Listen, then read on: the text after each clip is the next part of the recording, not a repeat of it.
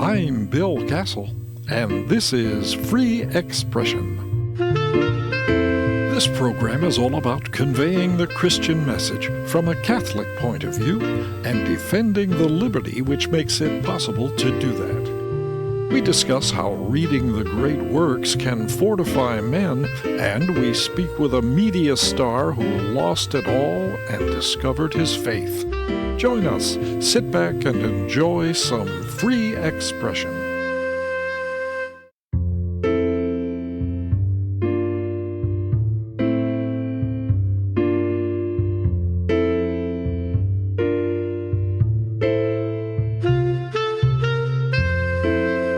There's probably no more common human experience than dreaming about the good life.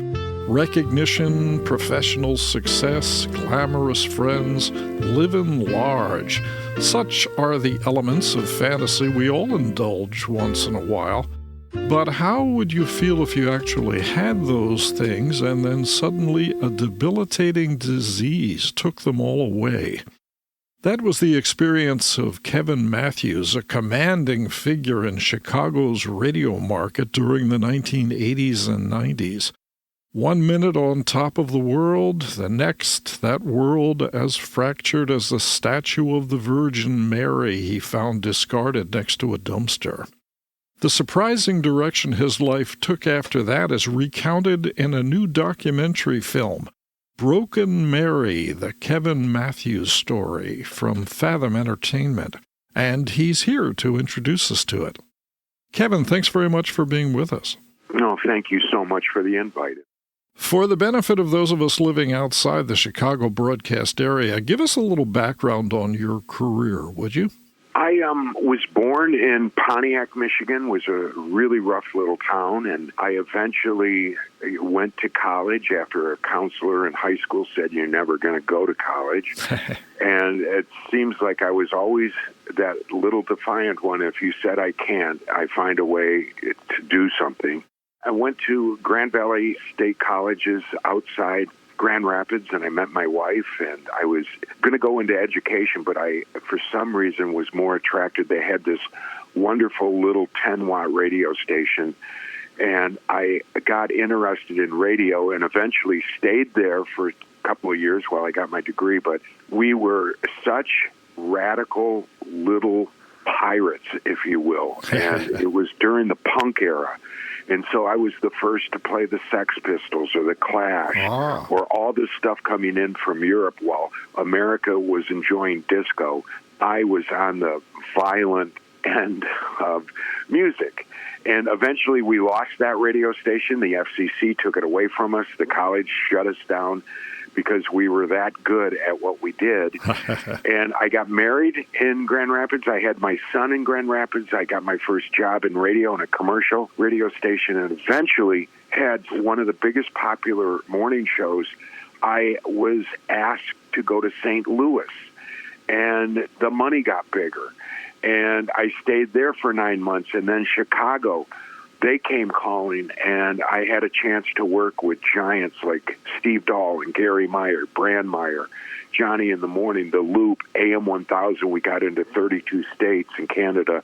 10 million people listened to us a week. It was an empire. And eventually it all went away. Technology, satellite radio comes in. We became the Titanic. Radio fell apart. I came back to Michigan. It was a disaster. I hit rock bottom. I'm commuting back and forth from Michigan to Grand Rapids because I thought I'd get a job here in Michigan again, and we'd sell our house quick. And it was 3 years of back and forth and struggle. And then I thought I was having a stroke on the air one morning, and the neurologists and doctors thought it was a brain tumor. And I was about an hour away from getting a biopsy, and they come running in and say, hey, you've got a rare form of MS. And I didn't know what that was, and that treatment that beat me up. And at that time, I was born Catholic. I had Catholic upbringing, but I'm a zombie Catholic. I made sure that the kids got, all the sacraments. I went to church on Christmas and Easter, and I realized I hit rock bottom. I gave up on the Catholic Church a long time ago. I enjoyed sin, and God enjoyed a rescue, if you will. He does with all of us. And eventually, I was introduced to God. I was so afraid, and during the treatments and whatnot, I went out to a cemetery where there were a lot of apparitions. It was in the Tribune, Chicago Tribune, about Mary and Christ appearing at this Our Lady Queen of Heaven cemetery. And I went out, and there's a cross, and I walked up to the cross, and I said to God, because I couldn't move my arm, I couldn't move my leg, I'm not popular anymore, I'm falling apart, and I said, God, I'm so scared. And I put my hand on the cross, and water ran down my hand and arm, and suddenly I could feel my hand and arm. And I got in my car, and I went home, and I said, Debbie, I can move my hand and my arm. And that was in 2008. And it was after just a day or two, I went back to my life. And I just ignored God. It's like, hey, thanks, God, my hand works, my arm works, I can enjoy porn again and my computer. Eventually, miracles begin with God, everyone. And there's God. I heard that Holy Spirit tell me to go to the cemetery. I did. I prayed. My hand works. I walk away from God, the Catholic Church, and eventually I sign a new radio contract. My wife is over here in Michigan living with me. Things are settling down, and the new boss, the new owner, comes in and says, you're fired. Whoops. And I go, well, what do you mean? I signed a 5-year contract. He goes, sue us. I couldn't sue them because I get 2 weeks severance pay, and then suddenly, what am I going to do? It's a Saturday. I'm driving around. Well, how am I going to feed my wife and myself and make a house payment? And I hear the Holy Spirit again say, go get your wife some flowers. And there is no such thing as a coincidence, folks. There is no such thing. I look up, there's a flower shop. And I did pull in. I said, my wife deserves a break. And I got out of my truck, and I'm starting to walk to the flower shop. And to my left, I can see a dumpster. And on the ground next to the dumpster, I can see a statue of the Virgin Mary. And I walked over to it. And it's our dear mother laying on her back. The statue is broken at her waist. Her hands are broken. She's covered in garbage and dirt. Her eyes look at me. And this is when, remember at the cross, God begins this whole journey. Now it's at a dumpster. And I'm called to a dumpster. And Jesus Christ, the voice of Jesus, I'm looking at his mother, and says, will you deny me? Will you deny my mother? It was stern. Will you deny me? Will you deny my mother? I'm not a religious man, but I weep even now thinking, you don't do this to the Virgin Mary, to Mother of Mary? Garbage and weeds, and she's sunk in the dirt so people have seen her laying there. And I walked into the flower shop, and the lady looked at me, and can I help you? And I said, I want to buy that statue of the Virgin Mary by the dumpster. And she said, oh, it's not for sale. It's a family heirloom. And I am in silence, and I hear the voice of Christ again say, will you deny me? Will you deny my mother? And at that time, I'm thinking, I know some Italians back in Chicago. I'll hire them. We'll come back, burn this place down, and steal that statue. And I'm thinking to myself, I can't do that. And I close my eyes, and for the second time, I pray, and I say, God, help me. And when I did, the next thing out of my mouth, I have no idea. I said, I'll give money to the nuns that live out around here. And what am I talking about? And the lady looks at me, and she goes, your voice sounds familiar. You're Kevin Matthews. You're on the radio. They fired you yesterday. And I said, please, can I just come? Can I get that statue? I'll give you money for the nuns. And she said yes. And I didn't even buy my wife flowers. I took the statue and I put her in my truck. I turned on the heat. I made a bed in my garage. I showed my wife. And at that time, I was getting back to church, the Catholic Church, cautiously. Mm-hmm. And I met a priest named Father Mark. And I called him up and I said, Father, I found this statue. She's broken. Where can I get her fixed? Where can I get her blessed? And he said, I'll bless her. Go get her fixed in the spring. I did. I took her out to this monument maker, and he said, "Oh, I can put new hands on her. I'll paint her. She'll look brand new." And for the first time, I just started to cry. And I just said, "Leave her alone. She's broken. She's like me. She was treated like garbage, like me. I'm broken. Nobody wants us anymore. Just keep her together." And he looked at me, and I know he wanted to call 911. He said, "Fine, I'll leave her alone. I'll put her together." And her hands stayed broken, the chips. I took her home. My wife washed her. The priest, Father Mark, came over and blessed her and blessed our new house. And that is exactly when this journey, God, Christ, I'll never forget that. Will you deny me? Will you deny my mother? And it was Christ saying, "I'm going to leave you with my mother, and she's going to clean you up." That was 11 years ago. I spent every day with our Blessed Mother. I went back to church. I went to confession. I wanted to learn the rosary for Lent. And here I am, 11 years later.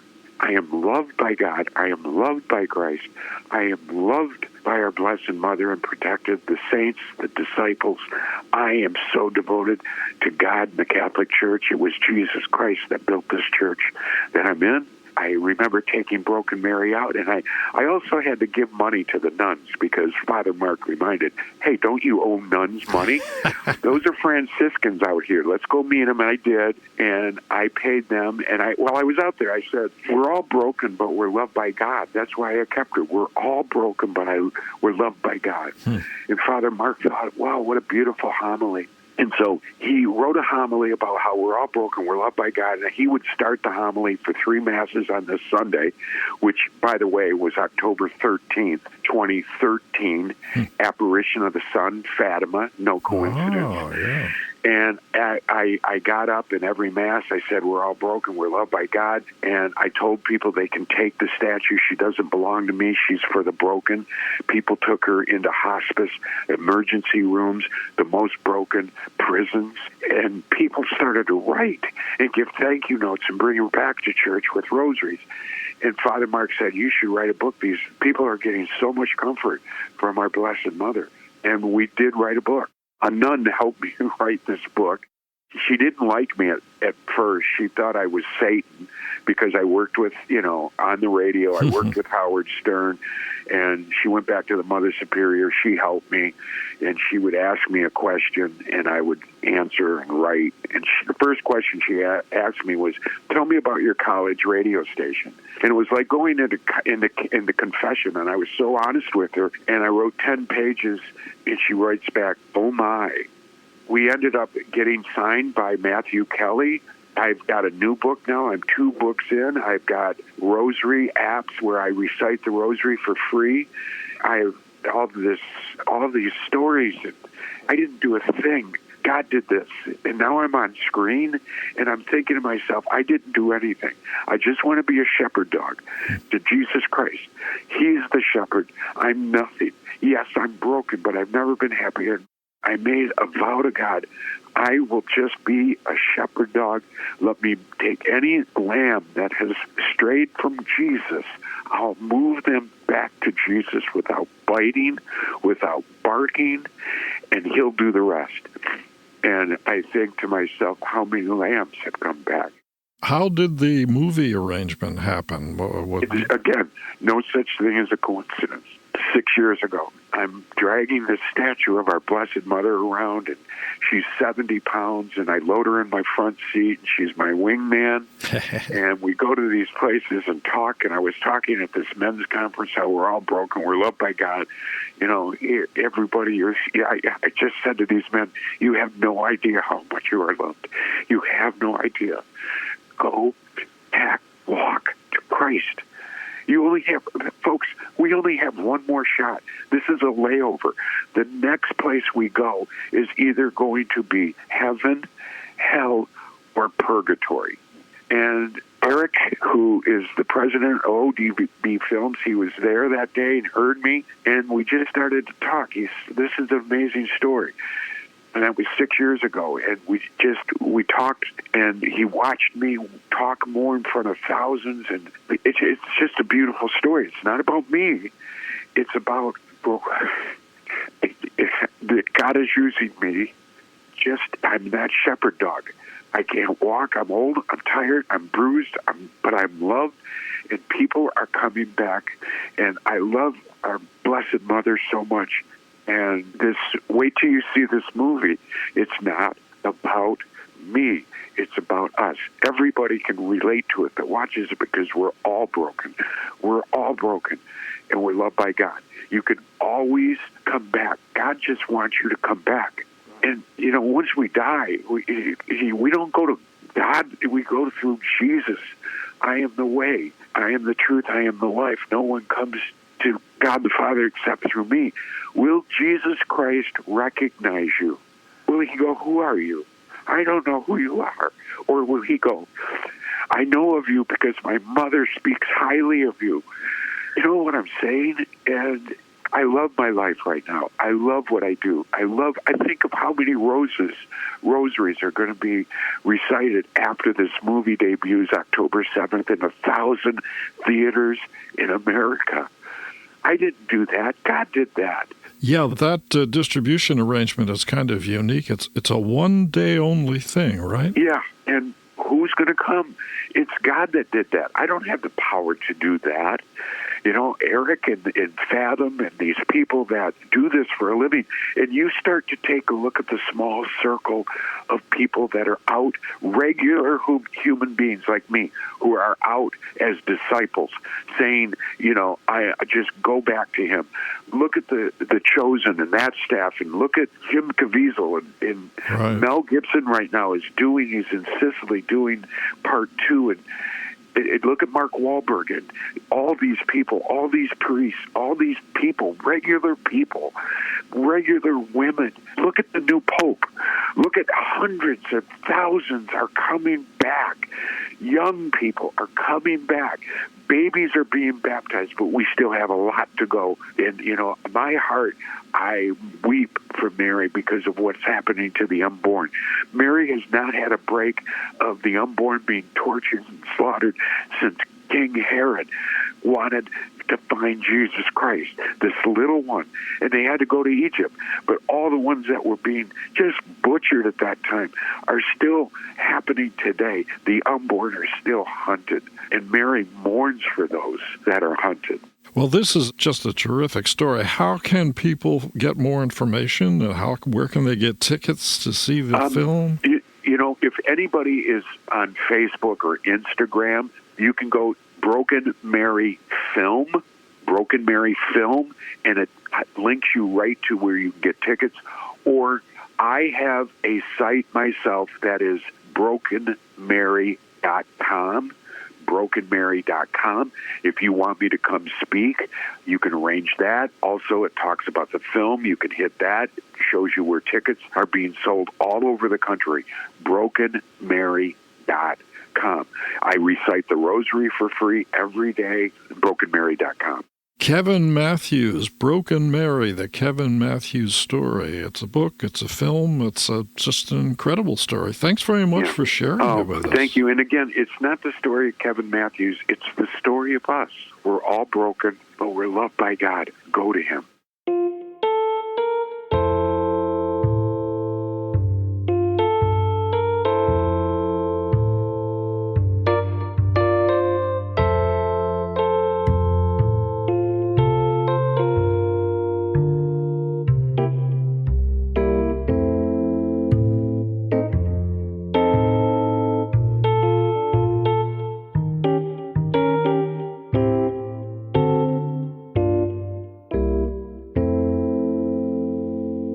Joseph Pearce is a phenomenon. He's kind of a one-man Catholic literary tsunami whose seemingly endless list of books and publications would be enough to keep the avid reader occupied from Lent to Advent and around the calendar a few more times after that. His analyses of Shakespeare, Belloc, Chesterton, Tolkien, Solzhenitsyn, and other greats are cited frequently. He's a regular on Catholic radio, EWTN, and other media. I've been pleased to have him on this show a couple of times, and he's with us again. He has a special sensitivity to the needs, interests, habits, and reading preferences of men. And Joe's channeled those insights into a new book from Ignatius Press, Great Books for Good Men, Reflections on Literature and Manhood. Joe, good to speak with you again. It's good to be back with you, Bill. It's widely held in the publishing world that the principal market for books is women, which I guess is what accounts for all those romance novels. But men read too. Is there a difference between what women want from a book and what the guys are seeking? Well, I do think there's a problem, possibly, as you suggest, to do with the difference between the sexes, but I think more to do with the techno-addicted culture in which we find ourselves. That people in general, but I think men in particular, are failing to read substantial books. I think that we need to actually get back into the habit of reading good books, and the best books or the good books are the great books. In other words, the great works of Western civilization, and some of the great poems of Western civilization. So this new book allows men, if you like, to get this little, to dip their toe in the ocean of great literature that's out there, with the inheritance of Christendom. So they're very easy, 48 sort of 500-word, should we say, contemplative nuggets on some of the great works of literature. So it's a good way for men to dip their toe before deciding to perhaps go deeper. Yeah, the title is Great Books for Good Men. That suggests a moral aspect to this particular group of books you're promoting. Yes, basically the great literature does teach us about goodness, truth, and beauty. And the goodness, truth, and beauty, the transcendentals are themselves really a manifestation of the Father, Son, and Holy Ghost. In other words, they are triune because they're a reflection in some sense of the triune God. So far as men want to grow in virtue, they want to become not just men but good men, then reading great literature should be a part of their daily diet, quite frankly. What do you have included in here among these titles? Well, it's divided into 4 sections. I should say briefly, by the way, they were originally commissioned by Exodus 90, which many of your male listeners might know as a very popular apostolate, teaching men to man up, particularly during the penitential seasons of Advent and Lent, but throughout the year. Right. So they asked me to write these reflections on manhood, and they requested 48 short 500-word reflections, and I divided those into 4 parts. So the first part is great poems every man should know, and then there's great literature, some of the great works of literature that every man should know. Then there's a section on the wisdom of G.K. Chesterton, and then a section on finding manhood in Middle-earth. In other words, following in the footsteps of Bilbo and Frodo Baggins in The Hobbit and The Lord of the Rings as a means of showing us how to live self-sacrificial, adventurous lives. There was a time when schools, either public schools or private schools, stressed some of these classic works that you're talking about, but I don't think they're terribly prominent in the reading lists that students get these days. Well, I think that's part of the problem of public education in general these days, which is why more people are choosing to send their children to good Catholic schools, good classical academies, or are choosing to homeschool, because the public school system is basically believes the past to be an enemy of their own radical modernist agendas, and so the past is not to be trusted and therefore to be censored and ultimately banned from the curriculum. Well, the best way of circumventing that as parents is to make sure our children get a good education by seeking alternatives to public education. But the good way of circumventing that ignorance, which perhaps we also suffered, because this anti-Christian public education has been going on for a good few decades now. So there'll be many men out there that were also deprived of these great works of Western civilization during their own education, and this is a good way of actually rectifying that loss. Do you see an essential difference between how men approach a book and how women do so? Well, I would be, I think, treading on dangerous ground and perhaps walking a minefield to suggest radical differences. I do think there's a danger that many men following, there seems to me there are 2 false ideas of manhood that have infected our age. There's the older version of machismo, or what's now called toxic masculinity, where men feel they have to be hard and brutal and lack sensitivity in their relationships with their wives, their children, their friends. That's not being a true man, nor is the modern version of emasculation making us ashamed of our masculinity and sort of trying to persuade us to become more feminine. Neither of those is a good path. The good path is the traditional path of manhood. And I think that the problem is that men need to rediscover that. And that is basically engaging with goodness, truth, and beauty with courage and with conviction, and seeking it as an invitation to engage with the pilgrimage, which is life, the adventure, which is life. Now, in our lives, we are facing dragons, the dragons inside ourselves, the dragons in our culture, and we need to know how to spot them and how to deal with them. And literature is one of the best ways of doing that. Well, how can people find out more about this new book and get their hands on it? Well, the best one-stop place for all I'm doing, is, including all the books that I've written, is my personal website, jpearce.co. There's a books tab there which takes you to the link to the product page at the publishers, so you can find it there. This particular book, as it's published by Ignatius Press, you can find it at ignatius.com. Joseph Pearce, hey, thanks very much for taking time to talk about this. This sounds like a great introduction to the classics that anybody would benefit from. I appreciate it. My pleasure. Thanks for having me.